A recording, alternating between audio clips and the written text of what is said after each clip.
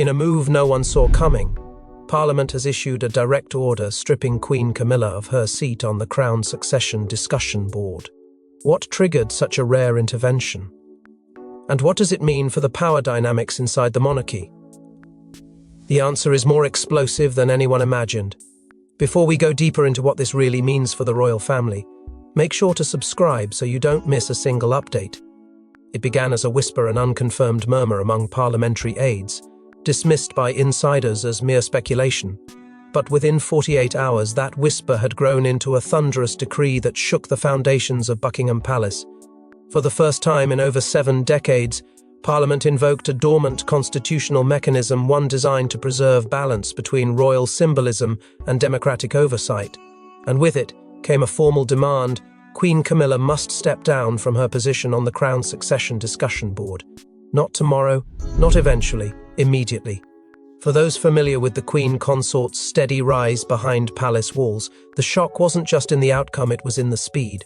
A constitutional intervention at this level hadn't occurred since the post-war restructuring of royal advisory roles in the 1950s. And this time, it wasn't targeting a monarch, it was directed at the woman many believed had quietly become the monarchy's strategist-in-chief. Camilla's involvement on the board had always stirred unease. She held no birthright to the throne, yet her influence in shaping discussions around succession, visibility, and royal duties for the next generation was well known within court circles. Critics had long questioned whether her presence blurred the lines between ceremonial status and direct political influence. That unease turned to alarm when whispers of internal overreach began to surface. Multiple senior advisors reportedly raised concerns about Camilla's role in steering key succession-related dialogues without consensus. Her voice, once considered advisory, had allegedly begun to dominate, and that domination, according to insiders, was steering decisions in directions not all agreed with. The response from the palace was swift, but notably restrained. A short statement citing respect for institutional process was issued, but behind closed doors, the mood was anything but calm. Sources close to the palace described unprecedented panic, with emergency meetings called to assess both legal and public fallout. What made the order from Parliament even more staggering was its constitutional framing. This wasn't a polite request. This was a formal enactment of a rarely used oversight clause, crafted decades ago to prevent any individual, royal or otherwise, from influencing the line of succession outside sanctioned authority. That clause had now been pulled from the archives and wielded with surgical precision. The message from Parliament was clear: the monarchy may reign, but it does not rule unchecked. The advisory structures surrounding the future of the crown must remain above personal ambition and protected from concentrated influence. With the stroke of a pen and the echo of a centuries-old law, Camilla's grip on succession policy had been severed. But for those watching closely, this wasn't just a political maneuver, it was a warning. A signal that the balance between Crown and Commons had reached a breaking point and Camilla was its first casualty. But before we can understand the consequences, we must uncover how Camilla came to hold such a powerful seat in the first place. While Charles wore the crown, it was Camilla who was building the kingdom behind the scenes. Her appointment to the Crown Succession Discussion Board wasn't accidental, it was the culmination of years of quiet strategy. In the wake of Queen Elizabeth's passing, the royal institution found itself not only mourning a monarch, but navigating a power vacuum. And while many eyes were fixed on King Charles, another figure moved with calculated precision: Queen Camilla. With the public focused on royal transitions and ceremonial rites, she quietly positioned herself at the center of influence. Initially, her involvement appeared innocuous: increased presence at advisory meetings, a few trusted patronage recommendations, and soft input on educational initiatives for the younger royals. But beneath the surface, something more deliberate was unfolding.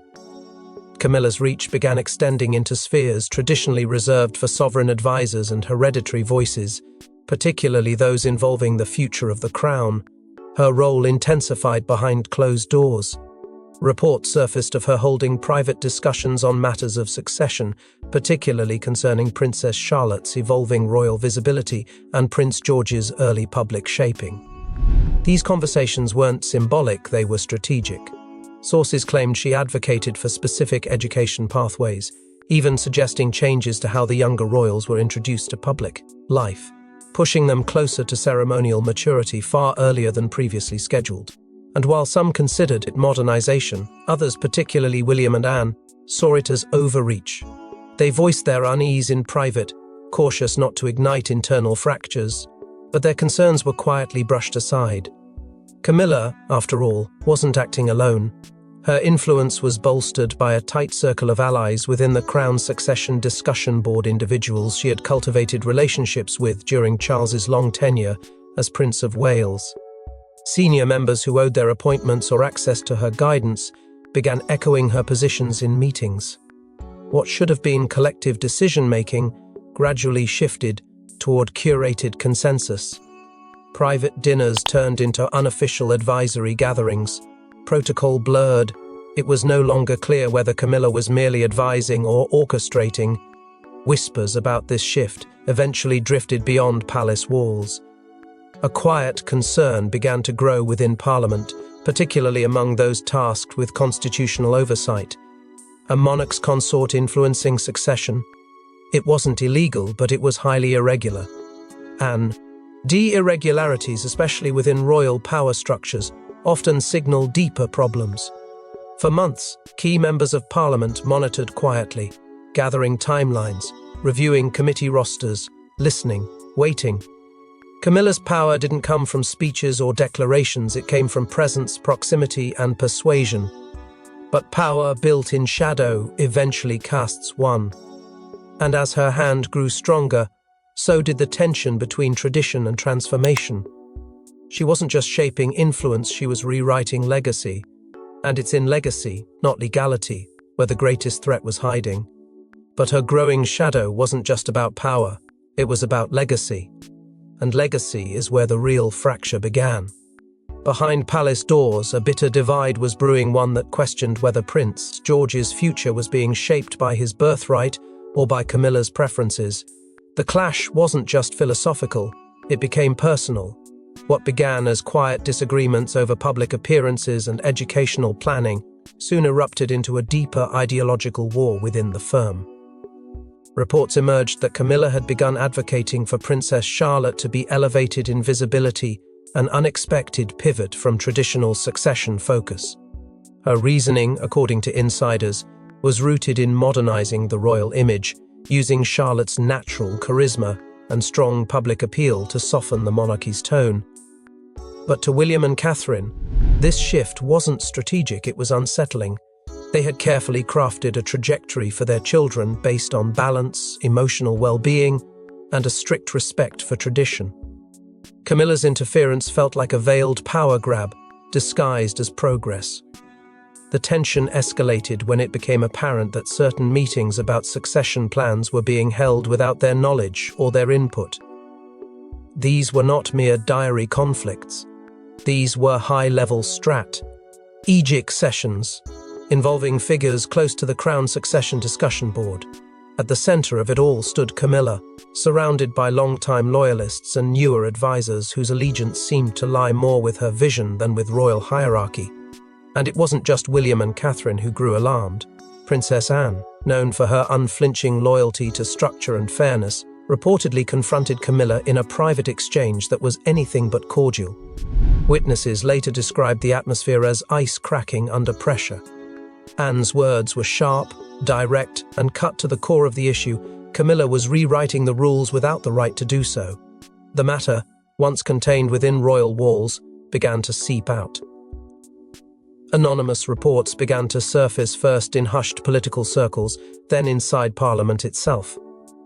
The claims were damning, that a non-sovereign royal was not only influencing succession discussions but potentially steering them toward personal goals. Phrases like ethical overstep and inappropriate advisory presence began appearing in confidential memos. It wasn't yet a scandal, but the air was thick with anticipation. Parliament doesn't move on whispers, but it listens. And what it heard made it clear that this wasn't just about personalities clashing. It was about a system being quietly hijacked from within. Camilla's push to modernize was now under suspicion. Was it innovation or intrusion, reform or manipulation? The lines blurred further when it became clear that some senior aides were hesitant to challenge her influence, fearing backlash or demotion. The board, originally intended as a stabilizing council for long-term succession clarity, was beginning to fracture into factions. Loyalty was no longer to crown and country, it was to perspectives, to personalities, to control. But it wasn't until Camilla's influence reached the realm of official succession documents that Parliament began preparing its first strike. One sealed report landed on the desk of a senior parliamentarian, and within days, murmurs of royal overreach turned into formal inquiry. What the report contained was enough to summon a storm. The document arrived without warning, no cover letter, no public leak, just a single envelope marked confidential and hand-delivered to the Select Committee on Royal Affairs. What lay inside would unravel the very foundation of Queen Camilla's position. The source remained unnamed, shielded by protocol, but the claims were unflinching. A whistleblower from within the Crown Succession Discussion Board revealed that Camilla had allegedly pushed through unauthorized language in several internal advisory notes, language that subtly redirected the narrative around who should guide the monarchy's future and how quickly that future should begin. The whistleblower provided annotated documents showing edits made by Camilla's office without board consensus, edits that removed key safeguards around hereditary succession and replaced them with broad, discretionary terminology, vague enough to bend without breaking, but clear enough to raise alarm. Alongside this revelation was something even more provocative: evidence of at least 3 undocumented meetings between Camilla's senior aides and non-royal lobbyists with deep ties to global media, education consultancies, and political legacy strategists. While Camilla's defenders called them philanthropic visionaries, others saw something far more calculated: a deliberate attempt to shift the monarchy's cultural power base using outside influence. For Parliament, the pattern was too dangerous to ignore. The ethics panel, usually a quiet advisory group, was summoned into emergency session. Their mandate was clear: determine whether the Queen Consort had breached the BO, undaries of ceremonial involvement, and entered the terrain of constitutional manipulation. The phrase that emerged from that session defined the storm to follow: concerns over constitutional neutrality. It wasn't shouted, but whispered with grave precision. In British governance, neutrality isn't a courtesy, it's a cornerstone. And to even suggest it had been compromised by a member of the royal family was to suggest that the very trust underpinning the monarchy had been fractured. The panel began assembling testimony, compiling records, and examining the timeline of Camilla's advisory rise. It became clear that her growing influence hadn't happened overnight. It had been a steady ascent, largely unchallenged until now. But the tipping point came not in the courts of public opinion, but behind the ancient doors of Parliament itself. In a late-night session closed to the press and stripped of ceremonial pageantry, a secret vote was called. The decision wasn't narrow, it was unanimous. Camilla was to be removed from the Crown Succession Discussion Board immediately, with formal notice to be delivered to Buckingham Palace within 24 hours. No titles were revoked, no public condemnation followed. Just a precise, historic intervention that rewrote the rules without rewriting the crown. But removing her wouldn't be as simple as passing papers. What came next would test royal loyalty like never before. The order had passed, but executing it meant turning allies into enemies. Inside the palace, a silent war erupted. Camilla wasn't going down without a fight. What should have been a swift and formal response to Parliament's decision became a chaotic standoff inside royal walls. Charles, torn between personal loyalty and public obligation, attempted to delay the implementation of the withdrawal. He requested a review period, citing legal ambiguity and the need for royal unity. But this move backfired. Parliament, already operating at the edge of constitutional patience, saw it as obstruction. The backlash was immediate. Senior figures warned the king that any delay would be interpreted as defiance against democratic oversight. Behind closed doors, a chilling message was sent from Westminster to Clarence House. The monarchy is symbolic, but democracy is binding. Inside the Crown Succession Discussion Board, panic gave way to rebellion. Camilla's closest allies, those who had long benefited from her growing influence, threatened to resign in protest. Some drafted open letters, Others reached out to private media contacts in an attempt to frame the decision as an overreach, a political ambush orchestrated under the guise of reform. But the most pivotal blow came not from outside defenders, but from within the family itself. William, approached to lend his support to Camilla's resistance, refused, firmly. He made it clear he would not intervene on her behalf, and more importantly, he would not stand in the way of what he believed was Parliament's rightful call. The breach between Clarence House and Parliament deepened. Diplomats were drawn in. Legal advisors scrambled to control the narrative. Camilla, sensing her grip slipping, turned to a broader audience. Through carefully placed stories in foreign outlets sympathetic to her position, she tried to reframe the situation as an attack on modern womanhood, on reform, on progress. But the public wasn't convinced. The issue had never been gender, it had been power, and the growing wave of commentary from respected legal scholars and constitutional experts buried her campaign under facts she couldn't spin. Then came the quiet voice that cut through the chaos: Princess Anne. In a rare but deeply impactful intervention, she offered her private support to Parliament's decision. No interviews, no fanfare, just a firm message delivered to the right people, that the crown must never be manipulated, no matter who wears it. Her words carried weight not just because of her seniority, but because she had nothing to gain. Anne's loyalty wasn't to Parliament or to Camilla, it was to the institution itself, and her calm endorsement of the decision shattered any remaining illusion that this was a personal vendetta. But Camilla wasn't finished. Faced with a collapsing defense and diminishing allies, she made one final move. It was bold, it was desperate, and it was designed to detonate not just the board, but the very trust that held the royal advisory system together. With the monarchy under pressure and Parliament firm in its stance, Camilla made one final move, one that would unravel more than just her position. An explosive internal memo, never meant for public eyes, is leaked to the press, and in its pages lies the final confirmation of why Camilla had to be removed. It dropped without warning, no signature, no stamp, just raw content uploaded anonymously to a foreign investigative platform. But its origin was unmistakable. The memo, dated 3 months prior, carried the seal of a private session of the Crown's Succession Discussion Board and bore language so direct, so unfiltered, that it shattered the last threads of plausible deniability. It outlined a chilling blueprint: plans to restructure the entire board under Camilla's strategic leadership. Terms like bypass traditional channels, fast-track approval protocols, and minimize counterbalance from senior advisory members leapt off the page. One line in particular sent a jolt through the nation: realign influence away from hereditary advisors to ensure long-term cultural control. It was not just bold, it was dangerous. The fallout was immediate and explosive. The public, already tense from weeks of royal turbulence, now had something tangible to grasp, evidence of a coordinated effort to reshape the future of the monarchy through unelected influence. The backlash wasn't just loud, it was surgical. Constitutional scholars, former royal aides, and even international commentators began dissecting the memo word by word. Phrases that once might have passed as bureaucratic jargon were now seen as red flags.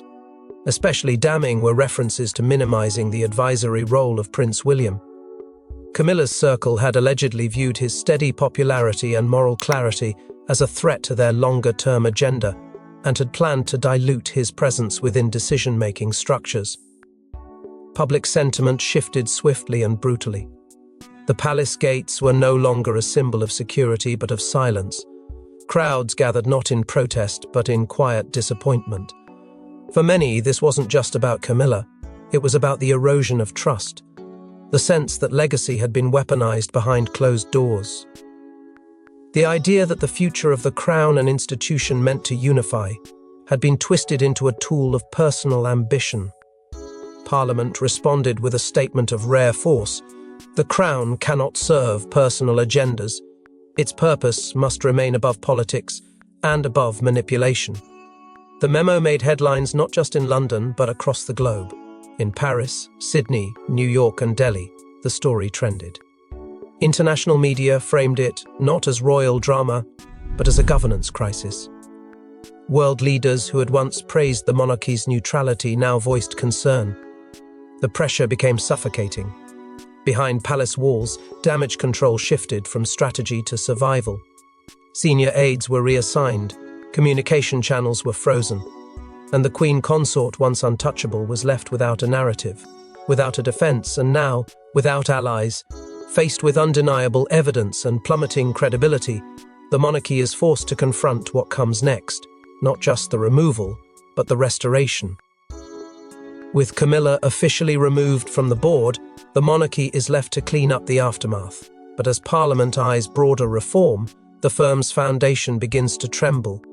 There was no press conference, no grand exit, just a quietly signed private order that marked the formal end of Queen Camilla's tenure on the Crown's succession discussion board. It was swift, clinical, and absolute. Palace acknowledged the resignation with carefully chosen words, and behind the velvet curtain, the message was clear. The damage had been done, and it was time to contain the fallout. Within 24 hours, King Charles released a rare statement calling for unity, urging the nation and the family to look forward with a renewed spirit of service. But what the statement didn't include spoke louder than the words it carried. Not once was Camilla's name mentioned. It was a diplomatic omission, designed to diffuse, but instead, it deepened suspicion. Inside the palace, a new chapter began to unfold. William and Princess Anne stepped into leadership roles with quiet determination, tasked with rebuilding the credibility of a board that had lost its center. Both known for their commitment to integrity over ambition, they approached the task with urgency. Meetings were stripped of excess, oversight protocols were rewritten, names once favored for loyalty were replaced with names trusted for honesty. This wasn't just cleanup, it was reconstruction. Parliament, not content with a single victory, began drafting broader legislation. Proposals to formalize royal advisory transparency gained bipartisan momentum, including routine audits of succession-related communications and a clause to permanently bar any non-hereditary royal from shaping the line of succession. As the dust settled, something extraordinary began to happen. The public, jaded by weeks of scandal, began to lean forward again, not in outrage, but in cautious hope. The Crown, long seen as untouchable, had been checked, challenged, and ultimately humbled. And from that moment of reckoning came the glimmer of a reset. Polls showed rising support for clearer boundaries between ceremonial roles and real influence. Editorials no longer questioned the future of the monarchy. They demanded it be guided by principle, not privilege. The people weren't walking away. They were demanding more. And in the midst of this rebuilding, one name quietly began circulating through palace halls and political circles alike: Catherine, Princess of Wales. Rumours grew that she was being considered for a formal seat on the restructured board, not for political manoeuvring, but as a symbol of moral counterbalance.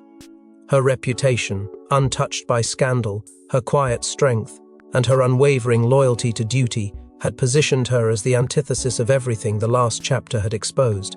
Nothing was confirmed, nothing was denied, but the mere suggestion sent a signal: the monarchy was learning. But behind the calm surface of royal diplomacy, questions still linger about how deeply the influence ran and who knew what. And when Camilla may have lost her position, but the consequences didn't stop there.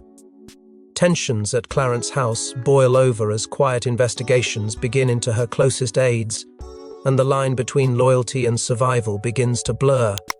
In the wake of Camilla's forced withdrawal from the Crown's succession discussion board, Clarence House became a battlefield of whispers. What had once been a stronghold of influence and strategic control was now riddled with doubt and silent fear. The first sign of implosion came discreetly. 3 of Camilla's longest-serving aides were suddenly reassigned to distant, non-essential roles. No statements were made, no explanations offered. But the silence only fueled speculation. Behind those polished doors, an internal inquiry had begun, one that stretched far beyond Camilla herself. Parliament may have ended her official authority, but the palace wasn't done tracing the reach of her command. Whispers of destroyed correspondence emerged, files that had allegedly outlined private succession suggestions, alternative advisory structures and unlogged meetings with external stakeholders. What had once been considered internal planning was now being viewed as an attempted breach of constitutional protocol, and with those whispers came consequences. Senior staff who once sat comfortably at the apex of influence now found themselves isolated, replaced, or quietly escorted out altogether. No one wanted to be left standing too close to the fire. King Charles, sensing the danger of being politically and publicly tethered to his wife's miscalculations, began a slow and deliberate retreat from the decisions she had made. In private meetings with Parliament liaisons and royal auditors, he emphasized his lack of involvement in board-specific matters and his disappointment in how procedures had been compromised. It was a cold but calculated move, one that ought to preserve the dignity of the monarchy by distancing its core from Camilla's unraveling orbit. Inside the family, lines grew sharper. Princess Anne and Prince William continued their reform efforts with unyielding focus, while Beatrice and Eugenie maintained a studied neutrality. Their silence was not interpreted as support, but as hesitation, perhaps even quiet disapproval of how deeply the monarchy had let things slide. The once unshakable bond among senior royals showed fractures not in public spectacle, but in withheld glances, empty seats, and icy formalities. Then came the message no one expected. From across the Atlantic, Meghan and Harry released a brief but unmistakable statement in an interview championing the need for transparency in institutions that represent the people. They didn't name names. They didn't need to. The reference was pointed, and the impact was undeniable. It signaled a rare moment of alignment between the Sussexes and those now reforming the firm from within, a moment where old wounds momentarily gave way to a shared demand for accountability. Camilla, once ever present in charity events and public ceremonies, vanished from the royal calendar. Officially, it was for personal reflection. Unofficially, it was a retreat into damage control. Friends close to her described sleepless nights, frantic calls, and a woman trying to come to terms with a loss not just of power, but of purpose. Her world had shrunk, and with it, her once unquestioned position at the heart of the monarchy. But as the dust settles, one question echoes louder than any other. What will history remember Camilla's ambition or Parliament's intervention? In the aftermath of a royal shake-up unlike any other, the monarchy stands at a turning point. With Camilla gone from the board and Parliament stepping in, has the crown reclaimed its integrity or just revealed its fractures? The silence didn't last long. Weeks after the resignation, a new advisory board was publicly introduced, carefully curated to convey a message of reform without surrender. Among its newly appointed members were two unmistakable names, Princess Anne and Catherine, Princess of Wales. Their inclusion wasn't just symbolic. It was a calculated effort to restore credibility, to inject the board with individuals viewed by the public as grounded, dutiful, and above the fray of palace politics.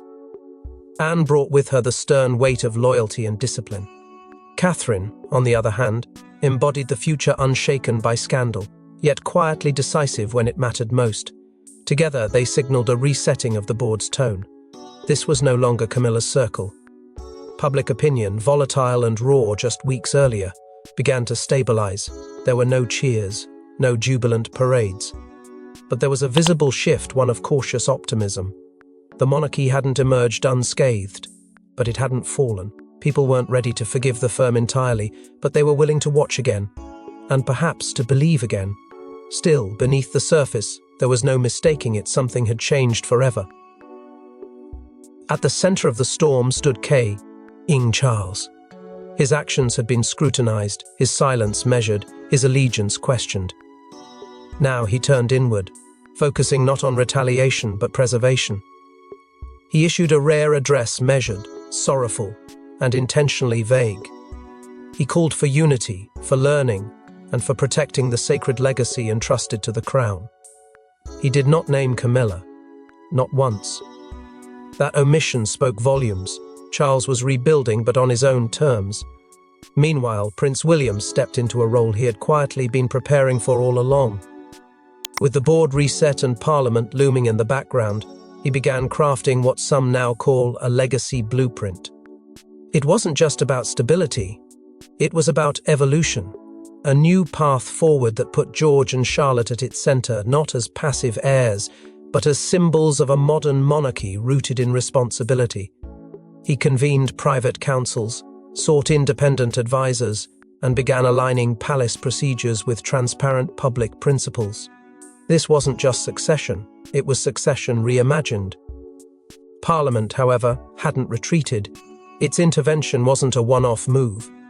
It was the beginning of a longer game. Proposals continued to surface, each one subtly shifting oversight of royal succession matters further into the hands of elected bodies. No longer would royal discussions of lineage and duty happen in sealed rooms without accountability.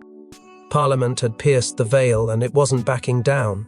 And yet, one question still loomed like a shadow over the reform. What now for Camilla? Stripped of her board position, absent from public events, and politically neutralized, she remained Queen Consort in name. But that title, once a crown of privilege, had turned into a weight. Her long-term future remained uncertain. Could she rehabilitate her standing, or would time simply push her further into ceremonial irrelevance? And as the pages of history turn, one thing is certain. The story of the monarchy is no longer written solely behind palace walls. This time, Parliament held the pen. Thanks for watching. Don't forget to like and subscribe, and we will see you in the next one.